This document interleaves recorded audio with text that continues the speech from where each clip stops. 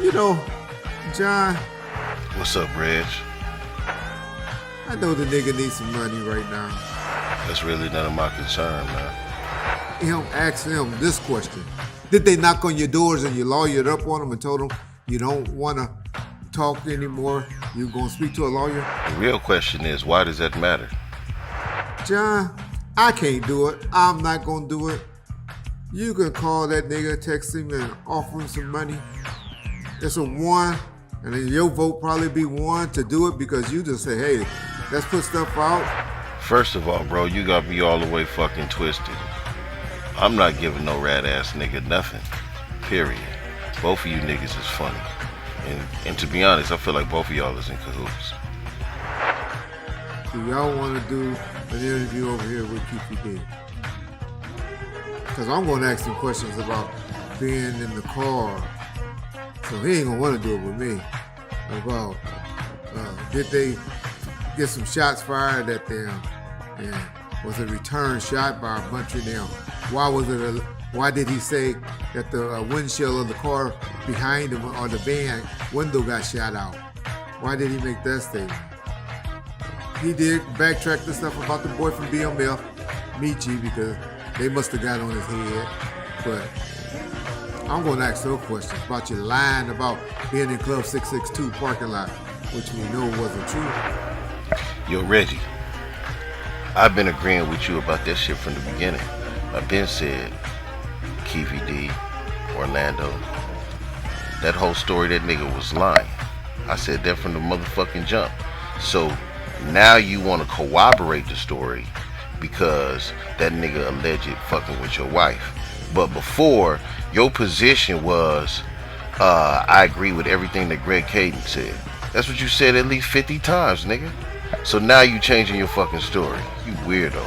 But I believe you went driving by in the area. Now you're talking about Orlando went to the hospital. Okay, how was his shoulder that bad where he could do a shooting? Who you telling the truth on? Who did the shooting? But anyway, we ain't gonna talk about that. But then, how he gonna take a fade? How he gonna fight somebody and his arm messed up? But on Cal Capone's show, you talking about y'all had to take him to the doctor or the emergency room. Nigga, stop fabricating. You know as well as I know. If a nigga stumped you out in the fucking Las Vegas casino in front of millions of people, motherfuckers kicking you with sharp toe shoes and shit in the ribs and head and fucking you up, of course you want to catch that fade if you can catch a nigga later on at the club. So that's a logical explanation, first of all. You know what I'm saying? The real truth is, your fat ass wasn't at the club. You know who was at the club? Mob James. That's who was at the club. That's what he said. He said, you left with the shark attorney. Okay? So now, the real case is, you didn't really have no reason to watch over Tupac. That's why you told niggas not to carry their weapons. You know what I'm saying? So who was supposed to be the real target? Probably not Suge. It was probably supposed to be Pac and Frank Alexander. Because you expected Pac to be riding with Big Frank. Instead, he was riding with Suge. That's what really happened.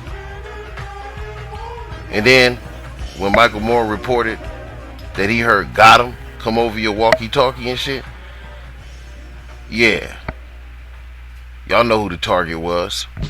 That's why Gaddafi told the dude from OFTB it was a light-skinned hand that pulled out the Cadillac. A light-skinned arm. Not dark-ass arm from Orlando. Oh, but maybe you're gonna say it's the Vegas lights that was shimmering off of his chocolate arm that made it appear to be light-skinned. Get the fuck out of here, Reggie. You got too many goddamn excuses, fat boy. You need to stop talking on this YouTube shit.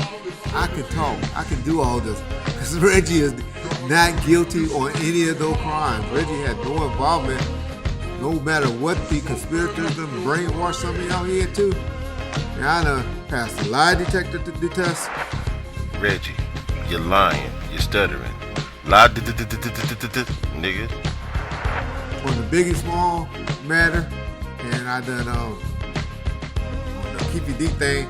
Well, Keefe D, you ain't never accused me of being involved, and you know I don't like your bitch ass. And so nigga don't call a nigga a bitch ass nigga if they partners and cool or he got something hanging over his head. And that's what that nigga is. So, yeah. Keefe D. You need to stop smoking on me like that, bro.